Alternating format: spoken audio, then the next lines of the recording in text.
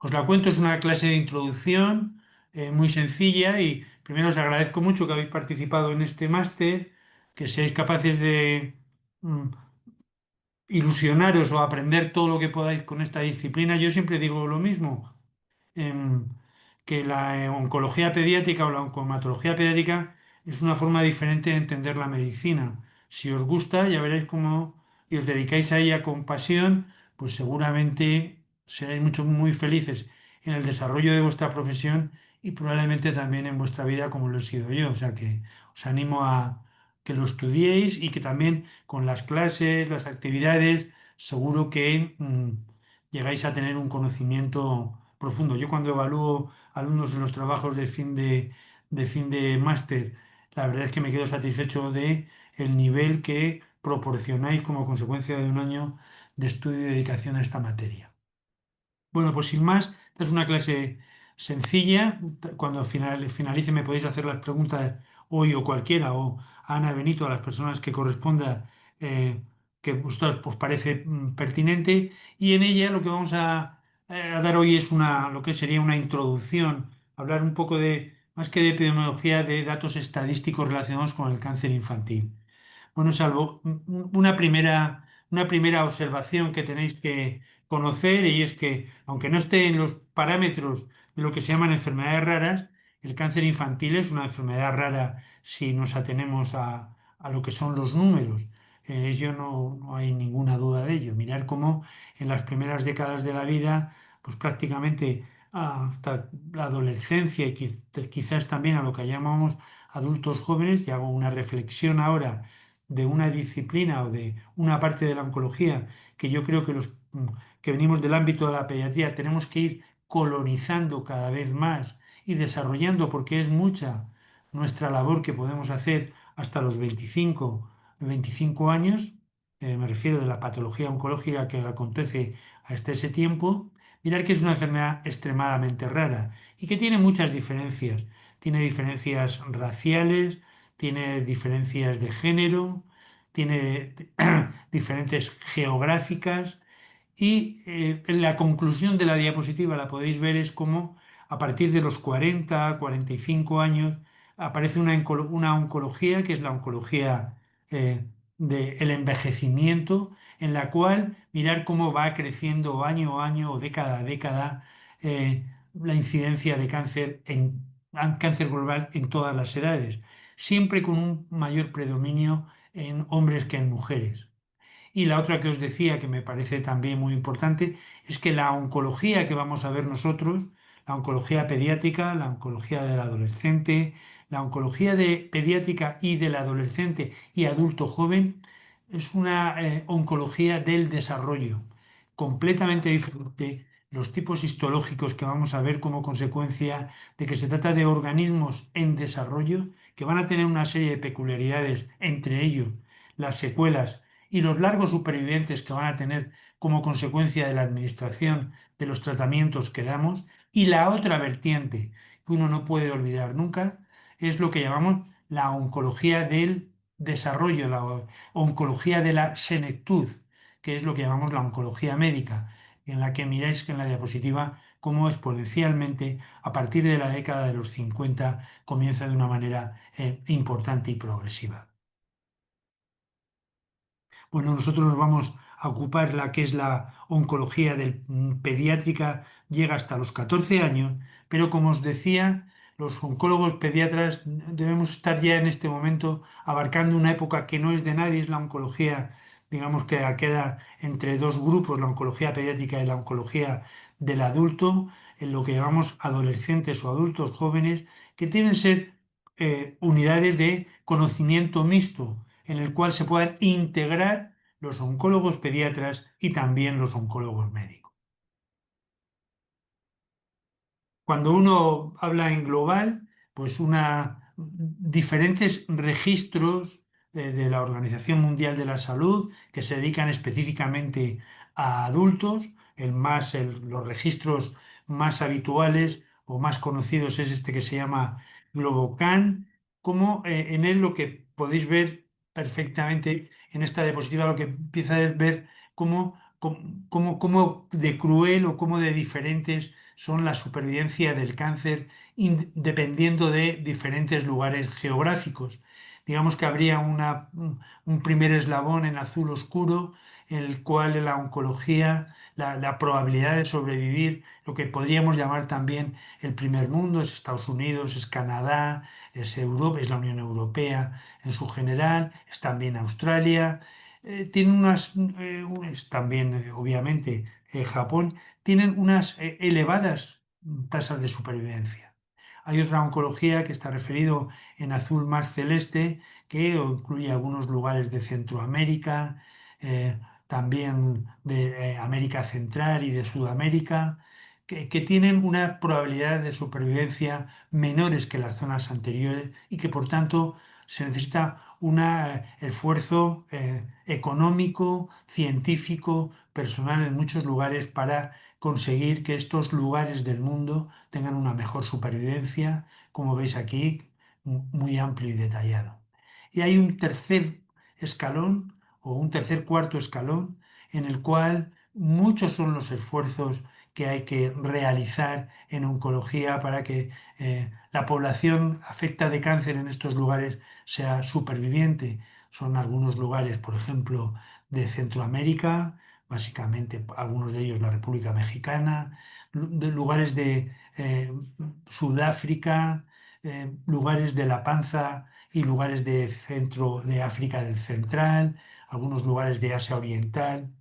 Y esta diapositiva también tiene una gran importancia. Y podríamos ver que eh, si uno concentra en lo que es digamos, los lugares donde los recursos económicos son mayores, lo que hemos dicho en azul oscuro, y lo abstraemos de los recursos en países emergentes, como son los que hemos dicho en azul más celeste, o los que son rojos, los que son más anaranjados, veríamos que la gran mayoría del cáncer se ve en estos lugares. Y por tanto, los avances científicos que se tienen en los lugares, digamos, más económicamente más respaldados, no impactan como deberían, porque una gran proporción de las personas se encuentran en lugares o emergentes o en bajos niveles de desarrollo. Bien, si nos concentramos eh, en global y fundamentalmente ya haciendo referencia a la oncología pediátrica, que es de lo que tendríamos que hablar, mirar que existen algún otros Globocan, aquí es el IARC, también dependiente de la Organización Mundial de la Salud, que engloba un total de 153 registros de 62 países. Mirar que ella más o menos dice que 385.000 casos de niños entre 0 y 19 años en un total de 2.640 millones de personas y año. Mirar que la incidencia de 0 a 14 años es de 140 por millón de personas y año, y en ellos conocemos a nuestro mundo y ya debemos conocerlo esta epidemiología que es constante más o menos en todos los lugares del mundo, con las diferencias que luego veréis raciales y geográficas, mirar cómo la leucemia es lo más frecuente. En los niños, después de la leucemia, el sistema nervioso central y después los linfomas. Mirar cómo otra población que nos vamos a mirar en la clase de hoy de manera muy reiterada, que son los adolescentes, mirar que la incidencia es un poco superior en millón de personas y año a la que tiene la oncología pediátrica, entre 15 y 19 años, 185,3 por millón de personas. Y en esto mirar cómo se desplaza la incidencia de cáncer. Ya no es la leucemia, ya no es el sistema nervioso central, ya no son los linfomas, sino que aparecen linfomas y muchos en ellos, linfoma Hodgkin, y aparecen también tumores epiteliales y melanomas que no habían aparecido en la edad pediátrica. Mirar cómo la incidencia cambia dependiendo de la región. Hay diferentes tipos de tumores, os lo he dicho antes, según características de género, de edad, de grupo étnico o grupo racial. Y también por diferentes raciones o relaciones o conocimientos que habéis aprendiendo a lo largo de este este máster, hemos podido ver que hay un aumento en la incidencia global desde los años 80, que no es muy determinante, pero sí que es manifiesta, que aparece año a año durante los últimos cursos. Mirar que esto que hemos ido diciendo, mirar igual en los registros, en lo que os decía antes, el IARC de la Organización Mundial de la Salud, mirar que cuando analizamos cómo es la población de los distintos tumores en distintas épocas de la vida, veríamos cómo el de 0 a 4 años, lo más frecuente de todo, son sin lugar a dudas las leucemias, fundamentalmente la leucemia linfoblástica aguda. Mirar cómo la segunda parte viene representada fundamentalmente por los tumores del sistema nervioso central, que aparecen en morado. Y cómo en tercer lugar aparecen tumores relacionados con los nervios simpáticos, como es el caso fundamentalmente de la familia o el neuroblastoma. Y luego aparecen otras patologías que son menos determinantes y que no merece la pena en este momento determinar. Pero ya mirar cómo en el orden cronológico hay algunas diferencias, como de 5 a 9 años respecto de 0 a 4, el porcentaje de leucemias disminuye para que aumente el porcentaje de linfomas, pero que todavía se haga mucho mayor el porcentaje de tumores del sistema nervioso central, disminuyendo de manera importante los neuroblastomas, los tumores de los nervios eh, simpáticos. Mirar que si nos vamos a los 14 años, estas diferencias se mantienen, pero no de la misma manera y comienzan a aparecer tumores que no habíamos visto nunca, como son los sarcomas, fundamentalmente rhabdomyosarcoma, y ya en el paciente adolescente los que llamamos sarcomas de partes blandas no rhabdomyosarcoma, eh, diferentes que iréis conociendo en los próximos días. Y como a partir de lo que hemos dicho, el adolescente tiene tumores, claro, tiene leucemias, pero no tiene tantas como son los linfomas. Como aparece que tiene también tumores del sistema nervioso central. Cómo aparecen aquí los tumores óseos, lo que hemos dicho, tumores sarcomas, tanto óseos como sarcomas de partes blandas. Pero aquí aparece un grupo determinante e importante, como son los tumores gonadales, los tumores de las células germinales. Y también en el grupo de 15 a 19 años aparecen tumores epiteliales y el melanoma que no habían aparecido en otras épocas de la vida pediátrica. Si esto lo relacionamos todavía más, sería ir pasando de manera pormenorizada esta diapositiva, en la cual lo que os digo es cómo además de los grupos etiológicos bajo el punto de vista histológico, también tiene una diferencia, las diferencias tanto que tienen bajo el punto de vista geográfico. No son los mismos los tumores en el norte de África que en la África subsahariana. No es lo mismo en América Central que en América, Sudamérica, Canadá. Bueno, mirar cómo, aunque tienen una relativa correlación, no se puede inferir que todos los cánceres de 14 años, 0 a 14 años, son iguales en todos los países del mundo. Y exactamente lo mismo los cánceres menos frecuentes de 0 a 14 años, como veis aquí en esta diapositiva que os especifica esto. Es decir, los componentes geográficos están más que demostrados en el cáncer infantil. Mirar, igual que hemos dicho antes, de 0 a 14 años, miremos de 15 a 19 años. Mirar cómo también Norte de África, Sudáfrica, hay diferencias raciales, diferencias geográficas, perdón, con lo que existiría de 0 a 14 y entre ellos de unos tumores a otros. ¿Cómo conocemos en donde nosotros estamos, en Europa, en la Unión Europea? ¿Cuál es la incidencia? ¿Cómo lo tenemos? ¿Cómo son los registros? ¿Cómo son los registros europeos? ¿Cómo son los registros poblacionales, si es que los existe en nuestro país? ¿Cuál es la incidencia? Etcétera, etcétera. Bueno, la verdad es que en la Unión Europea sabemos que hay 35.000 casos nuevos al año entre 0 y 19 y 24 años, de los cuales 15.000 corresponden a lo que hemos dicho siempre, el cáncer pediátrico, y 20.000 corresponden a lo que hemos dicho que se trata de adolescentes y adultos jóvenes. De ellos, uno de cada 300 corresponde a recién nacidos y el cáncer es así hasta llegar a los 20 años.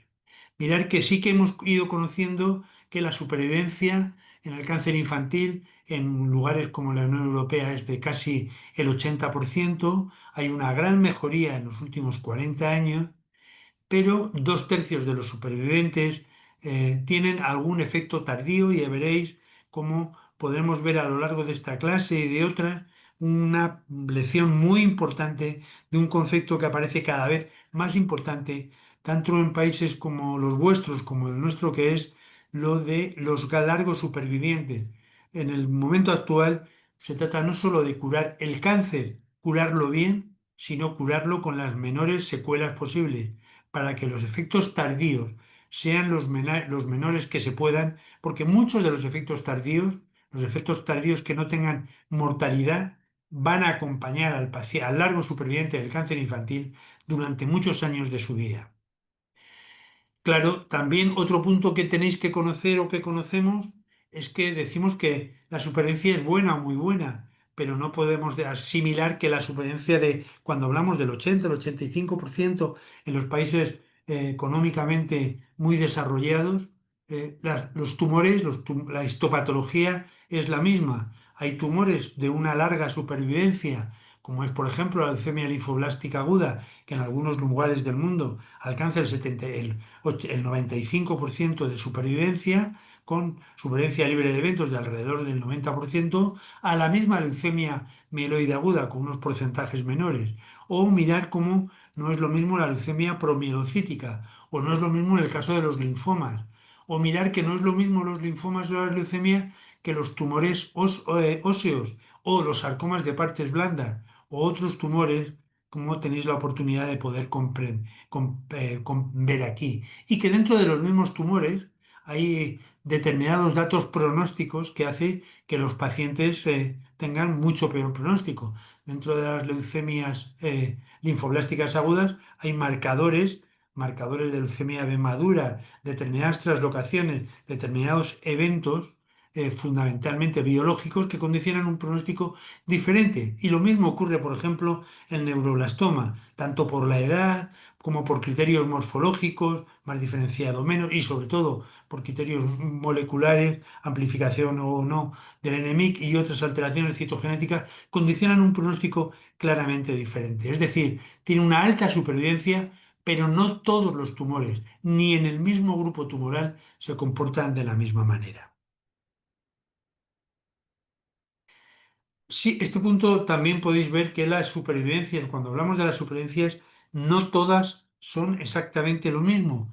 Mirar qué es lo que ocurre en la Unión Europea, aplicado por países. La Unión Europea, los países del norte de Europa, Dinamarca, Finlandia, Islandia, Noruega, Suecia, mirar que tienen una supervivencia libre de enfermedad, que la tenéis ver aquí, que es más que satisfactoria.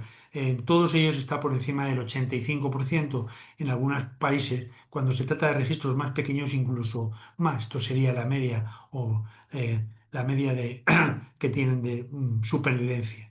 Mirar que otros países, como son los de el Reino Unido, pues también tienen una supervivencia muy favorable. Irlanda, England, Gales, Escocia, que lo tenéis visto aquí en naranja.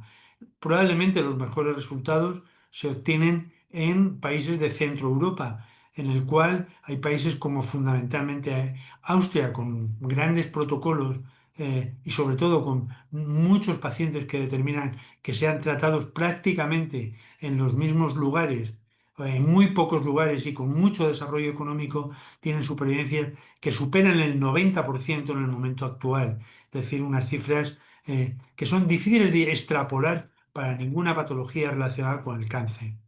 Países relacionados con nuestro entorno, como es del sur de Europa, pero la parte más septentrional, como es el caso de Croacia, Italia, Malta o Portugal, mirar cómo los resultados son muy favorables. Mirar que el otro punto que hemos dicho siempre, no solo hay que tener un porcentaje de supervivencia muy alto, sino también cuál es el número de personas que se registran en los diferentes registros. Si podéis ver que casi probablemente de toda la Unión Europea los que mejores registros tienen es Malta, pero es tener que entender que en Malta, con muy poca gente dedicada a esta patología, o pacientes que acuden a un único hospital, que están muy registrados, es entendible que los resultados sean más favorables. En nuestro país, ¿qué decir? De decir de España. Pues decir que nosotros deberíamos estar todavía en términos de mejorar. Mejorar tanto en el tratamiento de la leucemia como en los tumores sólidos, en los cuales los resultados nuestros pues están en la media de la Unión Europea. Pero la media no quiere decir que estemos en los países que tengan más desarrollo. También es verdad que España, con los alrededor de casi 1.500 enfermos de cáncer pediátrico por año, pues no son países como Austria o como Malta, que son los que habéis visto que se extrapola unos resultados altamente favorables.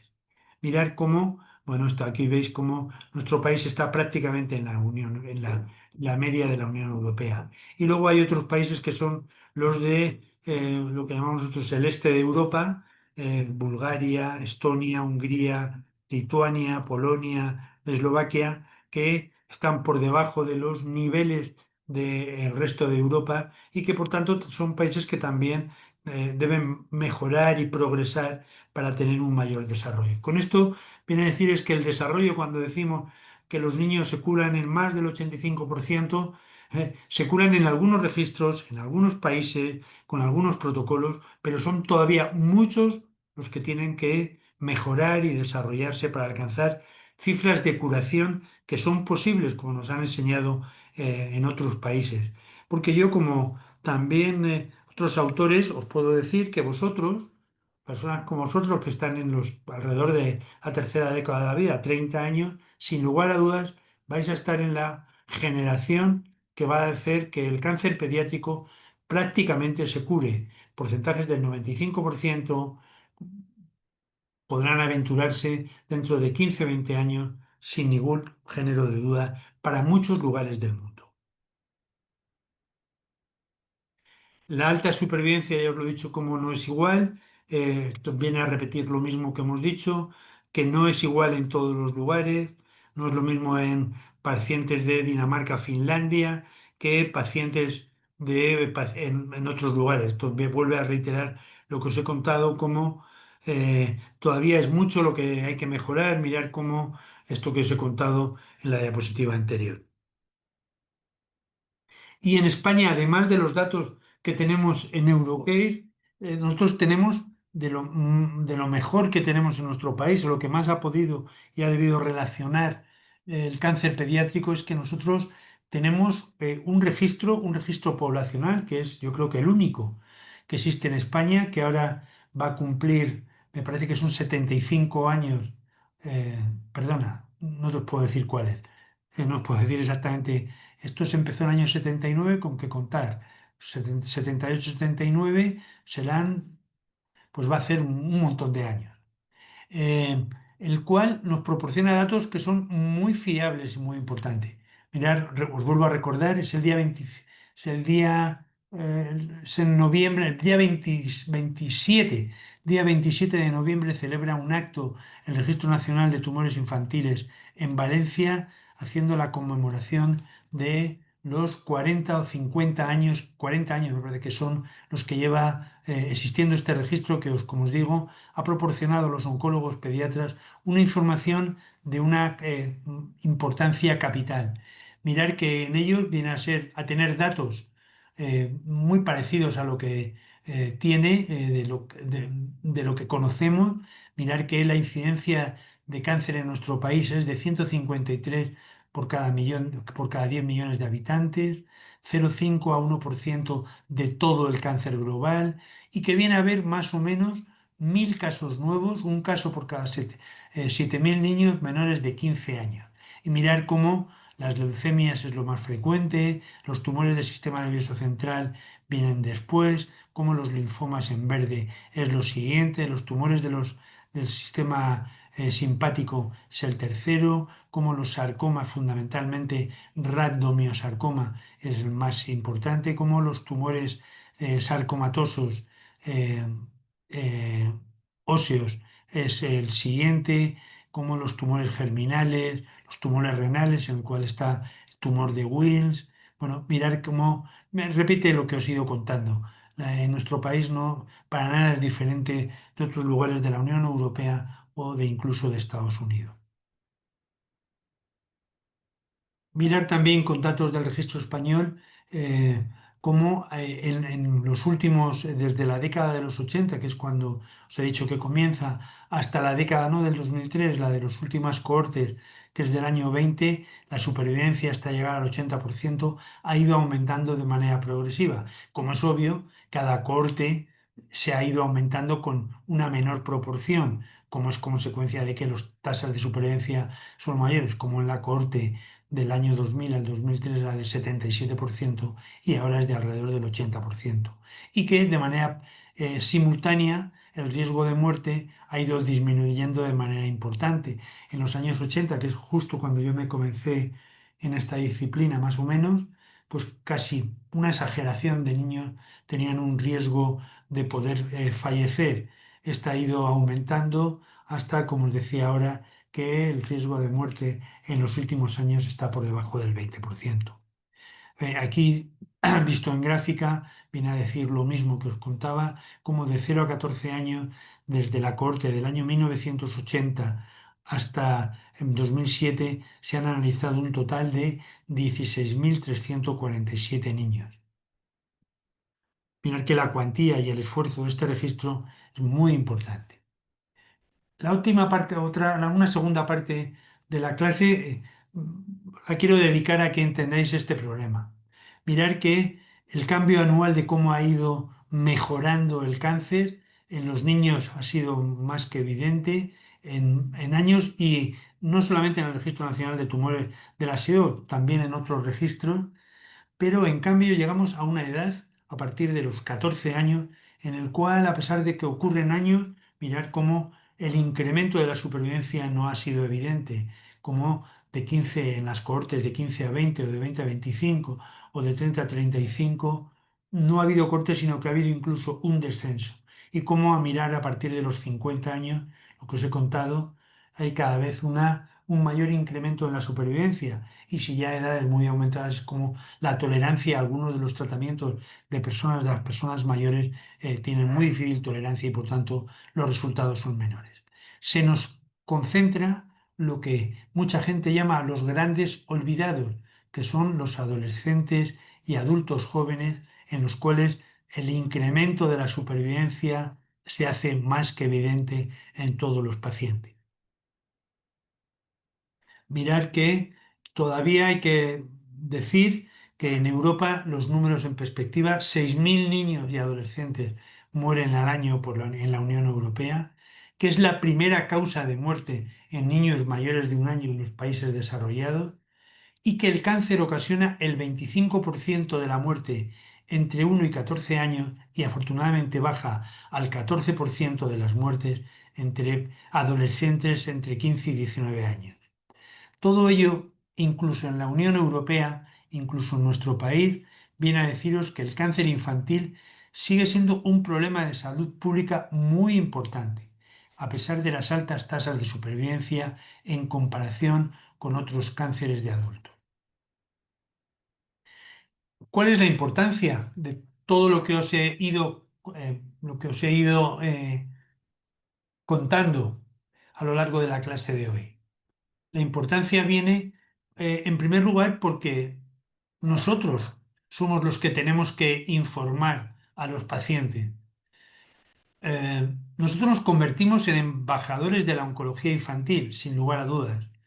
Debemos conocer, y os lo he dicho al principio, que es una enfermedad rara, pero que tiene connotaciones sociales, filosóficas diferentes, que tiene una financiación que es exclusivamente o casi siempre pública y que es probable que se necesite financiación privada para que tenga implicación en muchos factores, muchos, de asistencia, de investigación y también de desarrollo de nuevos fármacos que contribuyan a que los pacientes se curen aún mayor.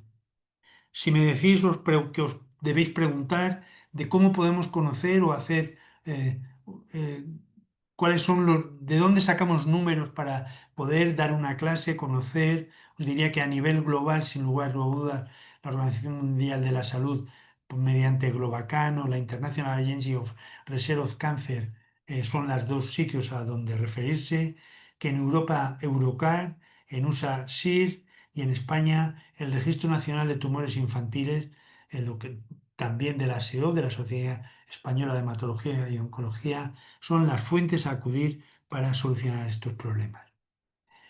Ahora bien, dos conceptos para ir finalizando la clase. Uno primero es que si nos hemos estancado o no. Bueno, la verdad es que sí que nos hemos estancado. Hay patologías, como es el caso de la leucemia linfoblástica aguda en bueno, que ya todavía se puede mejorar y es verdad que algunos hospitales, exclusivamente hospitales San Jude, el Massey Princess de U3, han ido mejorando y ya tienen supervivencia del 95%. Pero cuando hacemos cohortes de registros, supervivencias por encima del 90% son especialmente difíciles, incluso en la leucemia linfoblástica aguda. Pero es que hay otras patologías en las que todavía el margen de mejora es mucho.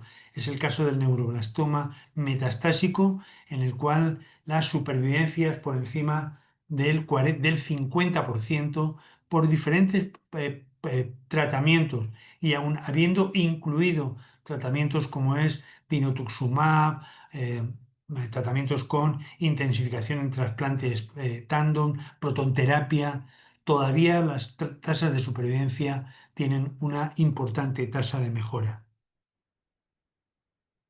Desde luego, y no es para entrar más, nada más que para aventurar algo que os digo en relación con la cáncer infantil, se necesitan nuevas cosas en el cáncer infantil sin duda. La supervivencia ha mejorado mucho, pero ya estamos en la fase de que es imprescindible que muchos pacientes de los grupos más desfavorables estén incluidos en ensayos colaborativos internacionales.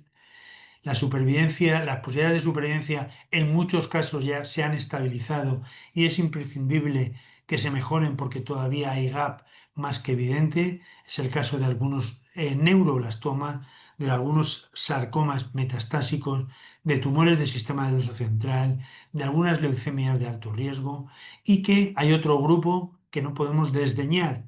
Y es que, aunque es verdad que curamos muchos, muchos de los largos supervivientes a largo plazo tienen supervivencias con toxicidades graves, toxicidades que les producen morbilidad y mortalidad, super- eh, eh, toxicidades que sin lugar a duda podían ser evitadas como consecuencia de diferentes tratamientos. Y uno de los tratamientos que podían o que hemos empezado a utilizar para proceder a menos toxicidad, todavía muy limitado, sobre todo en primera línea, son todos los tratamientos de lo que llamamos de dianas terapéuticas. Y esto nos hace empalmar de que ya empezamos a conocer básicamente que no solamente hay una epidemiología de lo que hemos dicho hasta ahora, leucemias, linfomas, tumores del sistema nervioso central, sino que hay una epidemiología molecular. Y en esto gastaremos dos, tres diapositivas para que veáis cómo a día de hoy ya hay clasificaciones que hacen que la biología marque a diferentes histologías. Y sin lugar a dudas, los tumores del sistema nervioso central, os voy a poner por ejemplo, el caso de los tumores de los meduloblastomas, son un ejemplo paradigmático de esto que os digo. Mirad cómo dentro de los tumores embrionarios, en los que se incluyen los meduloblastomas, hemos ido conociendo que pueden ser no solamente decir que se tratan de tumores embrionarios, como decían en la Organización Mundial de la Salud en el año 2006, sino que los tumores embrionarios, lo que os contaba, pueden ser producidos por diferentes grupos moleculares. Los, bien de los Waynaud, bien los de la línea Sonic-Genot, grupos 3, grupos 4, y como veréis, luego más adelante incluso se ha podido ir marcando por otros tipos histológicos diferentes. Mirar cómo a día de hoy, cuando hablamos de meduloblastoma, ya no hablamos de meduloblastoma como antes, desmoplásicos o clásicos o anaplásicos, sino que hablamos de Why Not, que sería el grupo uno, de Son y Geno, que sería el grupo 2, del grupo 3 y del grupo 4, y que de ello corresponden unas características demográficas, de edad, de histología, de alteraciones genéticas y de expresión de genes que son diferentes de unos a otros y que por tanto debe ser y con un significado pronóstico y terapéutico claramente diferente y que por tanto ya no cabe decir que hay meduloblastomas, sino que hay meduloblastomas, sonigeno, grupo 3, grupo 4.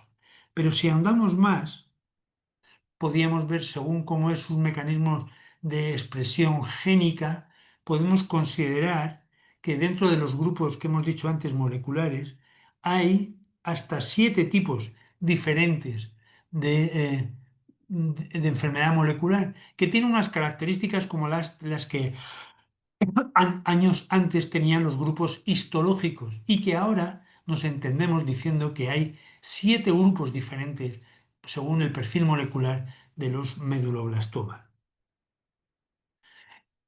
Mirar que esto es exactamente lo mismo se puede decir de otros tumores del sistema nervioso central, como son los gliomas de bajo grado o los gliomas difusos de línea media o el caso de los astrocitomas anaplásicos o de los tumores teratoides raidoides que tienen unas alteraciones genéticas determinadas y que expresan unas características distintas, como es diferente los sarcomas tanto óseos como los sarcomas de partes blandas y así otros grupos de tumores. Es decir, que en los últimos años hemos accedido a una complejidad, a una diversidad de la clasificación de los tumores pediátricos, no solo por sus características clínicas histológicas, sino también por sus características morfológicas y por sus características de expresión génica.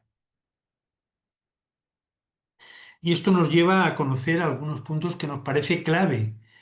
Una es, y os lo he repetido 3 o 4 veces, el cáncer infantil es una enfermedad rara, pero es una enfermedad con una elevada morbimortalidad y con una gran importancia y coste social.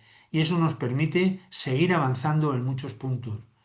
Los números es para conocerlos y más importante que conocerlos es saber dónde los tenemos que mirar y que la biología molecular, el impacto de la expresión génica, está revolucionando la oncología pediátrica, no bajo el punto de vista clínico, sino también bajo el punto de vista de la epidemiología. Esto nos ha llevado a que van apareciendo dentro del contexto de la oncología pediátrica nuevos tumores que tienen nuevos diagnósticos y que van a tener nuevos tratamientos. Bueno, y todo esto es lo que en el curso de los próximos días, en este máster, pues vais a tener la oportunidad de poder ir conociendo. Sin nada más, os dejo y si tenéis alguna pregunta me la podéis hacer ahora y si no, pues nos iremos viendo en los próximos días. Hasta luego y si no queréis nada más, hasta cuando queráis.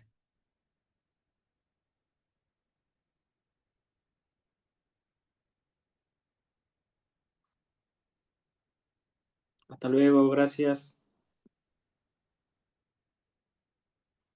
Gracias, hasta luego.